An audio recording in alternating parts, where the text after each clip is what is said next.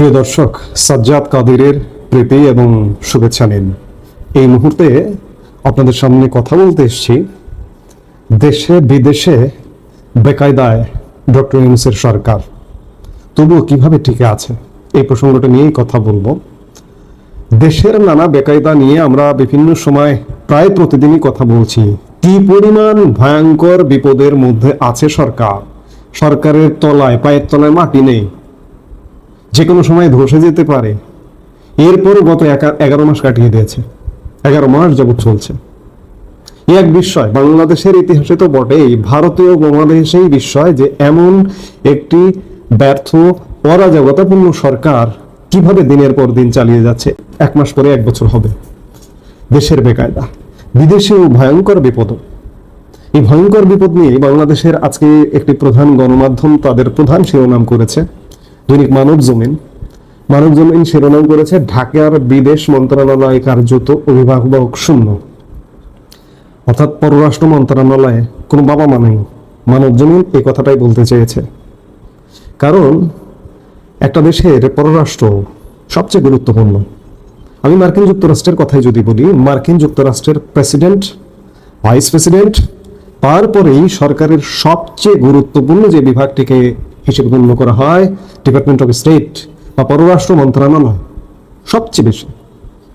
মার্কিন এক পররাষ্ট্র মন্ত্রণালয়টা এতটা গুরুত্বপূর্ণ যে এই পররাষ্ট্র মন্ত্রণালয়ে 70,000 কর্মী কাজ করে। মার্কিন পররাষ্ট্র মন্ত্রণালয় আজকে সারা পৃথিবীতে এত টানাপোড়েন, এত ঝড় ঝঞ্ঝা, এত ক্ষুব্ধতা মার্কিন যুক্তরাষ্ট্রের প্রতি থাকে, তারপরেও সারা পৃথিবী কেন কন্ট্রোলে মার্কিন যুক্তরাষ্ট্রের? আমি বলছি না যে বাংলাদেশ সারা পৃথিবীকে কন্ট্রোল করবে, কিন্তু বাংলাদেশ সারা পৃথিবীর সাথে সুসম্পর্ক রাখবে, এটি তো হওয়া উচিত। মহামান্য রাষ্ট্রপতি, প্রধানমন্ত্রী, স্পিকার, প্রধান বিচারপতি এবং মন্ত্রী পরিষদে সবচেয়ে উপরের দিকে গুরুত্বপূর্ণ মন্ত্রণালয় যদি থেকে থাকে, হওয়া উচিত একটি দেশের পররাষ্ট্র মন্ত্রণালয়।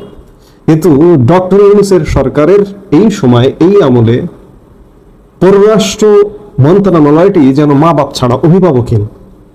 আপনারা বিভিন্ন পদক্ষেপে এগুলো দেখতে পান। তারপরেও আমি যদি একটু আলাদা করে ধরিয়ে দিই, পররাষ্ট্র মন্ত্রণালয়ে একজন উপদেষ্টা আছেন মোহাম্মদ তৌহিদ হোসেন, 11 মাস সরকারের বয়স। আমি বলবো সাংবাদিকদের, তাকে সুযোগ পেলে আপনারা একটু জিজ্ঞেস করবেন তো যে তিনি 11 মাসের কয় মাস দেশে ছিলেন এবং মন্ত্রণালয়ে ছিলেন। দিন নয়, মাসের কথা বলছি। তিনি বেশিরভাগ সময় দেশে থাকেন না, বিদেশে থাকেন, মার্কিন যুক্তরাষ্ট্রেই থাকেন, তার পরিবারের সাথে সময় কাটান, ব্যক্তিগত সফরে, সরকারি সফরে নয়। থাকেন না বলে অনেক গুরুত্বপূর্ণ ঘটনা এর মধ্যে ঘটছে, সেই ঘটনাগুলোতে আপনারা তাকে দেখতে পাচ্ছেন না। যেমন সম্প্রতি গত মাসে প্রধান উপদেষ্টার যুক্তরাজ্য সফর ছিল। যুক্তরাজ্য সফরে পররাষ্ট্র উপদেষ্টা তৌহিদ হোসেনকে দেখেননি। পররাষ্ট্র সচিব, ভারপ্রাপ্ত সচিব সেই সময় ছিল, সচিবও ছিল না। এই যে কদিন আগে চীন, পাকিস্তান, বাংলাদেশ মিলিয়ে এটি জোটগত আলাপ আলোচনার জন্য চীনে বাংলাদেশের ভারপ্রাপ্ত পররাষ্ট্র সচিব সেই সময়ের গত 19 জুন চীন সফর করেছেন। পাকিস্তানের সাথে চীনের জোট, এটি বাংলাদেশের পররাষ্ট্র নীতির ক্ষেত্রে পররাষ্ট্রের জন্য কতটা ক্ষতি হতে পারে। চীন, পাকিস্তান, বাংলাদেশ জোট, এটি ভারতের পক্ষ থেকে ক্ষতি হবে, মার্কিন যুক্তরাষ্ট্রের পক্ষ থেকে ক্ষতি হবে, নানামুখী। এখানে চীনের কারণে ক্ষতি হবে। চীনের সাথে যদি আলাদা করে দহরম মহরম করে বা জোট করে, তাহলে ক্ষতি হবার সম্ভাবনা আছে। অর্থাৎ কখন কি সিদ্ধান্ত আসে পররাষ্ট্র মন্ত্রণালয় থেকে কেউ জানে না। আপনি আমাকে বলুন তো যে ডক্টর ইউনূসের সরকারের পৃথিবীর কোনো দেশের সাথে কোনো প্রকার সম্পর্ক তৈরি হয়েছে এই 11 মাসে? দ্বিপাক্ষিক সম্পর্কের কোনো আলামত দেখেছেন? হ্যাঁ, হয়তো বলবেন যে মার্কিন যুক্তরাষ্ট্র ইউনূস সরকারের পেছনে আছে। মার্কিন যুক্তরাষ্ট্র তো ভাই আছে স্বার্থের কারণে। স্বার্থ লঙ্ঘন হলে মার্কিন যুক্তরাষ্ট্র ছুড়ে ফেলে দিতে 1 মিনিট সময় নেবে না। ইতিমধ্যেই লঙ্ঘন, স্বার্থ বিঘ্ন হওয়া শুরু হয়ে গেছে। মার্কিন যুক্তরাষ্ট্র বুঝতে পারছে যে বাংলাদেশকে মার্কিন যুক্তরাষ্ট্রের উপযোগী করে গড়ে তোলা সেটি ডক্টর ইউনূসের দ্বারা সম্ভব নয়। 11 মাসে সেটি পারেনি। পারেনি বিধায় মার্কিন ডিপ স্টেট, জর্জ সোরসের ডিপ স্টেট, মার্কিন যুক্তরাষ্ট্রের ডিপ স্টেট পরিকল্পনাটাই পিছু হচ্ছে, আমি দেখতে পাচ্ছি। আপনারা হয়তো এখনো বলবেন যে আছে। দিনের পর দিন মার্কিন যুক্তরাষ্ট্রে আমাদের একজন জাতীয় নিরাপত্তা উপদেষ্টা পড়েও থাকেন, তিনি পড়েও ছিলেন। এই মাসের প্রায় অর্ধেক সময় মার্কিন যুক্তরাষ্ট্রে পড়েছিলেন, মানে গত মাসের। কিন্তু তারপরেও এটি এক প্রকার নিশ্চিত যে মার্কিন যুক্তরাষ্ট্র আস্তে আস্তে সরে যাচ্ছে। আর চীন ঘেঁষা দেখছেন সরকারের পক্ষ থেকে চীনে বেশি যাতায়াত, বর্তমান যে রাজনৈতিক দলগুলো চীনে যাতায়াত। চীন আসলে আমাদের সাথে বরাবরই সম্পর্কিত একটি দেশ, উন্নয়ন অংশীদার, বাণিজ্য অংশীদার। আমি বিভিন্ন ভিডিওতে বলি, আবারও বলছি, চীন আসলে একটা সুযোগ নিতে চাইছে। সেই সুযোগটা হচ্ছে এখানে ভারতের একটা বড় ধরনের প্রভাব ছিল। ভারতের প্রভাবটা খানিকটা খর্ব হয়েছে। ভারত নিজেই বাংলাদেশকে এক প্রকার দূরে রাখছে, যার দরুন চীন সেই সুযোগটা নিতে চাইছে, সুযোগটা কাজে লাগাতে চাইছে। এর বাইরে চীনের সাথে সম্পর্ক নেই। অর্থাৎ আপনি এই সিদ্ধান্তে উপনীত হতে পারেন যে অন্তর্বর্তীকালীন সরকার দেশে যেমন বেকায়দায় আছে, বিদেশেও নানা রকম বেকায়দায় আছে পররাষ্ট্র মন্ত্রণালয়ের মেরুদণ্ডহীনতার কারণে। পৃথিবীর দেশে দেশে বাংলাদেশের জন্য ভিসা বন্ধ হয়ে যাচ্ছে। ভারতের ভিসা বন্ধ, সীমিত দুটো ভিসার কথা এটা বলবো না, ওটা নিয়মিত ভিসা নয়, চিকিৎসা এবং শিক্ষা, নিয়মিত ভিসা বন্ধ। পৃথিবীর দেশে দেশে বাংলাদেশের সাথে ভিসা সম্পর্ক, একটা দেশের সাথে একটা দেশের সম্পর্কের প্রধান সম্পর্কটা হচ্ছে ভিসা। আপনি যদি এক দেশে নাই যেতে পারেন, তাহলে সেই দেশের সাথে বাণিজ্যিক সম্পর্ক স্থাপন করতে পারবেন না, কূটনৈতিক সম্পর্ক স্থাপন করতে পারবেন না। সেই যাতায়াতটাই বন্ধ, ভারতের সাথে বন্ধ।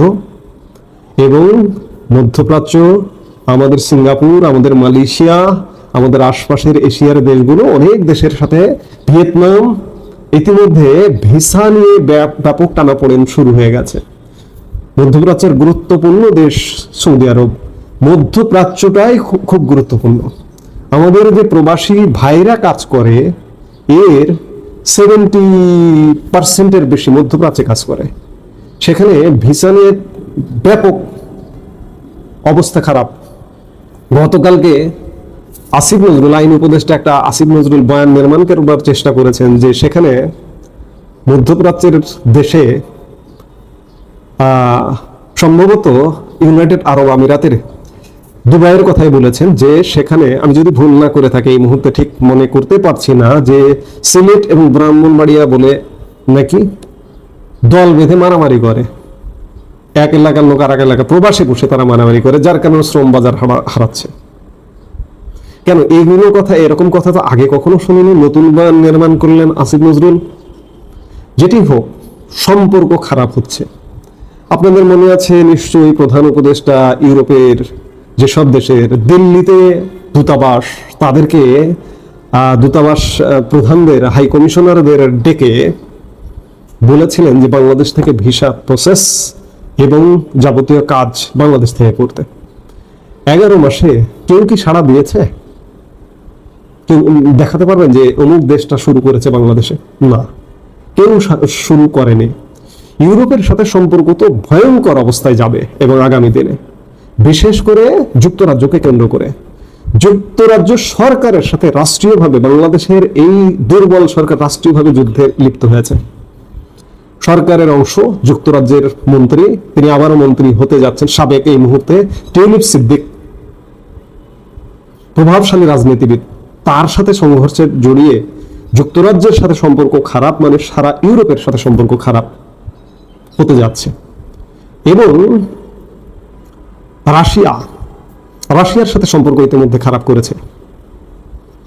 রাশিয়ার সাথে সম্পর্ক কিভাবে? যে রাশিয়ার রাষ্ট্রীয় প্রতিষ্ঠান রোসাটমকে দুর্নীতির কাঠগড়ায় দাঁড় করিয়েছে ইউনূস সরকার।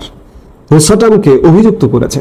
রোসাটম যে আমাদের রূপপুর পারমাণবিক বিদ্যুৎ কেন্দ্র নির্মাণ করছে, এই নির্মাণ কর্মের যে ফান্ডটা রোসাটমে দেওয়া, রাশিয়ার দেওয়া ফান্ড, এই ফান্ডের প্রায় অর্ধেক টাকা টিউলিপ সিদ্দিক, সাবেক প্রধানমন্ত্রী শেখ হাসিনা, শেখ রিহানা তসরুপ করেছে, এমন অভিযোগে অভিযুক্ত করছে রাশিয়াকে। কাজে রাশিয়ার সাথে সম্পর্ক থাকবে না, ইউরোপীয় ইউনিয়নের সাথে সম্পর্ক নেই, ভারতের সাথে নেই, চীনের সাথে কোন রকম, চীনের সম্পর্কের ধারাবাহিকতায় চীন রাখছে, মার্কিন যুক্তরাষ্ট্র সরে যাচ্ছে। তাহলে সরকারটি কিভাবে লং লাস্টিং করে আমার তো মাথায় ঢোকে না। মানবজনীন প্রতিবেদন করেছে ঢাকার বিদেশ মন্ত্রণালয় কার্যত অভিভাবক শূন্য। সত্য, এই যে সারা পৃথিবীর সাথে যখন বাংলাদেশের অচল অবস্থা, বিদেশ নিয়ে পৃথিবীতে চলতে হয়, যার কারণে গুরুত্বপূর্ণ দেশগুলো বিদেশ মন্ত্রককে সবচেয়ে বেশি গুরুত্ব দেন। আমি মার্কিন যুক্তরাষ্ট্রের উদাহরণ দিলাম। তো সেই বিদেশ নিয়ে আমরা চলতে পারছি না, পারবো না, মানে এই সরকার পারছে না। অর্থাৎ আমি বারবার বলছি না, বিভিন্ন ক্ষেত্রে আভ্যন্তরীণভাবে সব জায়গা ভেঙে পড়ছে। আপনি দেখতে পাচ্ছেন না যে সরকার বিদায় নিচ্ছে বা বিদায় নেবার প্লট তৈরি হচ্ছে আভ্যন্তরীণভাবে বা আন্তর্জাতিকভাবে। খুব বেশি, আসলে অনেক বেশি সময় এই দুর্বলতা, এই বিচ্ছিন্নতার মধ্য দিয়ে 11 মাস কাটিয়ে এসছে। আর মনে হয় খুব বেশি দিন নয়। আমরা জুলাই মাসে আছি, তো অগাস্টে বিগত সরকারের পতন হয়েছে। এই জুলাই অগাস্টের মধ্যে এই সরকার ডু অর ডাই, এই সরকারের পক্ষের যারা আছেন তারা ডু অর ডাই ঘটনা ঘটাতে চাইবে। বিশেষ করে আমি বলেছি, এর আগেও এই ভিডিওতে বলেছি যে সংবিধান নিয়ে, রাষ্ট্রপতি নিয়ে এসব জায়গায় যখন হাত দিতে যাবে তখন হাতটা পুড়ে যাবে। হাত দেবার চেষ্টাটা আছে, এই মাসে দেখবার বিষয়। এবং আন্তর্জাতিকভাবে সরকার আসলে বিচ্ছিন্ন হয়ে গেছে। আমি শেষ একটা কথা বলে আলাপটা শেষ করতে চাই যে বিচ্ছিন্ন যদি না হতো, আজকে 11 মাসেও ডক্টর ইউনূস সরকারকে পৃথিবীর কোনো দেশ রাষ্ট্রীয়ভাবে আমন্ত্রণ জানিয়ে সসম্মানে অভ্যর্থনা জানিয়ে তাকে গ্রহণ করলো না বা সংবর্ধনা দিল না কেন? এটাই কারণ যে আন্তর্জাতিকভাবে বিচ্ছিন্ন হয়ে গেছে সরকার, দেশীয়ভাবে বিচ্ছিন্ন হয়ে গেছে সরকার, যার কারণে সরকারের তলাটা শূন্য হয়ে গেছে। যে কোনো সময় ধসে পড়বে, জাস্ট সময়ের অপেক্ষা। এই মুহূর্তে এ পর্যন্তই।